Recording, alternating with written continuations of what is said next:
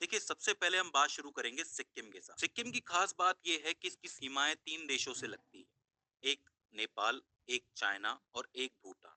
इसलिए यहाँ पे 3 इम्पोर्टेंट दर्रे हैं।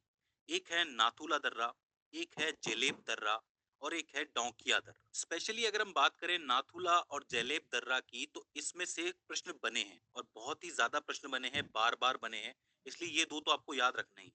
शुरुआत करें नाथुला दर्रा से, तो हिमालय की डोंकिया रेंज का एक पहाड़ी दर्रा है ये। सिक्किम को चीन से जोड़ता है।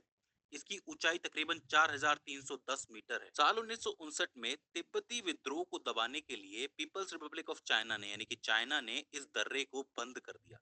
ठीक है, तो ये बहुत इंपॉर्टेंट चीज है क्योंकि तिब्बत आपको पता है पहले अलग देश हुआ करता था, फिर इसके ऊपर कब्जा हुआ है। तो उसका विद्रोह दबाने के लिए इसको बंद कर दिया गया था और साल 2006 में पर्यटन की दृष्टि से इसे दोबारा खोल दिया गया था। तो नाथुला दर्रा बहुत जरूरी हो जाता है। इसके बाद आता है आपका जेलेब दर्रा। ये दर्रा भी जो पूर्वी हिमालय की डोंकियान रेंज है उसी का हिस्सा है। ये दर्रा सिक्किम को तिब्बत की राजधानी ल्हासा से जोड़ता है। ल्हासा एक राजधानी है सिक्किम की, उससे जोड़ता है। ठीक है, 1962 के युद्ध से पहले ये जो दर्रा था व्यापार का एक बहुत महत्वपूर्ण केंद्र था, बहुत महत्वपूर्ण कड़ी थी। तो ये भी एक बहुत जरूरी दर्रा हो जाता है। इसके बाद आता है डोंकिया दर्रा। इसको डोंखा दर्रा के नाम से भी जाना जाता है। इसकी ऊंचाई तकरीबन 5,534 मीटर है और ये उत्तरी सिक्किम में स्थित है। ये इसकी पोजीशन आप देख सकते हो। तो स्पेशली इसके अंदर आपको 2 याद रखने हैं, एक नाथुला, एक जेलेपला। डोंकिया से कभी कभी सवाल बनने की उम्मीद होती है, तो इसको भी आप याद रखना। 3 दर्रे हो जाते हैं आपके सिक्किम के। इसके बाद हम आगे चलते हैं अरुणाचल प्रदेश की तरफ। ये रहा अरुणाचल प्रदेश। अरुणाचल प्रदेश में भी 3 इंपॉर्टेंट दर्रे हैं। सबसे पहला है बॉमडिला दर्रा। बॉमडिला दर्रा को बूमला के नाम से भी जाना जाता है। यहाँ पे जो ला वर्ड है, ला वर्ड का मतलब दर्रा ही होता है, तो आप इसे बूम दर्रा भी कह सकते हो। ठीक है, अरुणाचल प्रदेश के तवांग जिले में ये मौजूद है, इसकी स्थिति है। और ये भी अरुणाचल प्रदेश को तिब्बत की राजधानी ल्हासा से जोड़ता है। जैसे ऊपर वाला ल्हासा से जोड़ रहा था, वैसे ये भी ल्हासा से जोड़ता है, लेकिन ये अरुणाचल प्रदेश को जोड़ता है, वो सिक्किम को जोड़ रहा था। तो बॉमडिला बहुत इंपॉर्टेंट हो जाता है। इसके बाद आता है यांगयाप दर्रा। इसका नाम थोड़ा अटपटा है, यांगयाप दर्रा, इसको याद रखना। ये भारत और तिब्बत की सीमा पर मौजूद है। इसकी सिर्फ एक खास बात यह है कि इसी के पास से ब्रह्मपुत्र नदी भारत में प्रवेश करती है।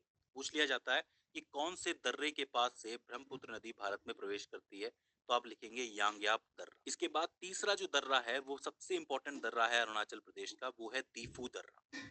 ये जो दर्रा है ये पूर्वी अरुणाचल प्रदेश का एक बहुत ही इंपॉर्टेंट दर्रा है। यहाँ पे देख भी सकते हो इसकी पोजीशन आप, कि ये पूर्वी अरुणाचल प्रदेश में है। इसकी खास बात ये है कि ये जो म्यांमार है ना, जो पड़ोसी देश है हमारा, इसके अंदर एक सिटी है जिसका नाम है मांडले। तो ये मांडले और म्यांमार जाने के लिए एक छोटा और आसान रास्ता प्रदान करता है। कौन सा दर्रा? दीफू दर्रा। तो कहीं ना कहीं पर्यटन की दृष्टि से भी ये बहुत इंपॉर्टेंट दर्रा हो जाता है। तो 3 दर्रे हो जाते हैं आपके अरुणाचल प्रदेश के, बॉमडिला, यांगयाप और दीफू। तीनों को याद रखना। इसके बाद हम लोग बात करते हैं मणिपुर की। मणिपुर में बहुत जरूरी दर्रे हैं जिसको तुज्जू दर्रे के नाम से जाना जाता है। इससे तो प्रश्न बना भी है कि तुज्जू दर्रा जो है वो मणिपुर के दक्षिण पूर्व में स्थित है। ये देखो यहाँ पे आपको दक्षिण पूर्व में दिख भी रहा होगा मैप के अंदर, काफी इंपॉर्टेंट दर्रा है। इससे म्यांमार जाने का और म्यांमार से व्यापार करने का मार्ग मिलता है। तो व्यापार का और आने जाने का बहुत इंपॉर्टेंट मार्ग है तुज्जू दर्रा। तो ये कुछ इंपॉर्टेंट दर्रे हैं जो नॉर्थ ईस्ट में बहुत फेमस है। इसके बाद हम थोड़ा सा साउथ की तरफ चलते हैं। साउथ में महाराष्ट्र, आपको पता है एक राज्य है। महाराष्ट्र के अंदर 2 दर्रे हैं। एक है आपका थालघाट दर्रा, जो कि पश्चिमी घाट का एक बहुत महत्वपूर्ण दर्रा है, क्योंकि यहाँ से मुंबई नासिक मार्ग निकलता है। मतलब मुंबई नासिक मार्ग जो है उसी का हिस्सा है ये भी। कौन सा? थालघाट दर्रा, तो पूछा जाता है। और एक है आपका भोरघाट दर्रा, बिल्कुल एक जैसा ही नाम है। बोरघाट दर्रा जो है वो करजत और खंडाला के बीच में है। ये 2 जगह हैं महाराष्ट्र के अंदर, एक का नाम है करजत और एक का नाम है खंडाला। खंडाला तो आपको पता ही होगा, जो आपका मुंबई पूना हाईवे है, जो मुंबई पूना मार्ग है, वो इसी से होके गुजरता है। और एक बात और है कि भोरघाट दर्रे को प्लाक्कड़ दर्रे के नाम से भी जाना जाता है। प्लाक्कड़ दर्रे के नाम से अगर प्रश्न आ जाए तो आपको भोरघाट ही समझना है। कहाँ पे है? करजत और खंडाला के बीच में, महाराष्ट्र के अंदर। तो बिल्कुल भी कंफ्यूज नहीं होना है। तो ये 2 इंपॉर्टेंट दर्रे महाराष्ट्र के हो जाते हैं। और आखिर में केरल में भी 2 इंपॉर्टेंट दर्रे हैं। एक है पालघाट दर्रा, जिसको प्लक्कड़ गैप के नाम से भी जाना जाता है।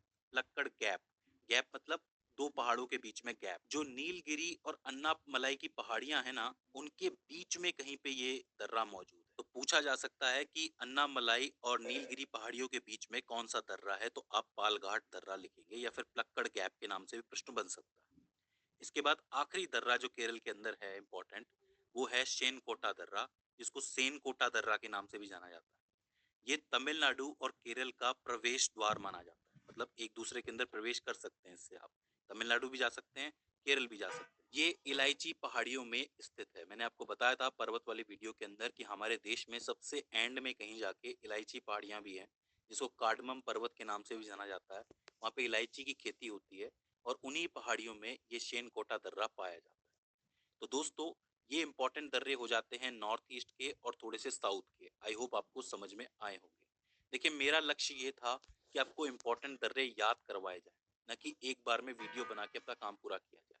मुझे उम्मीद है कि आपको दर्रे याद हुए होंगे। पिछली वीडियो की तरह ये वीडियो भी आपके लिए हेल्पफुल साबित रही है।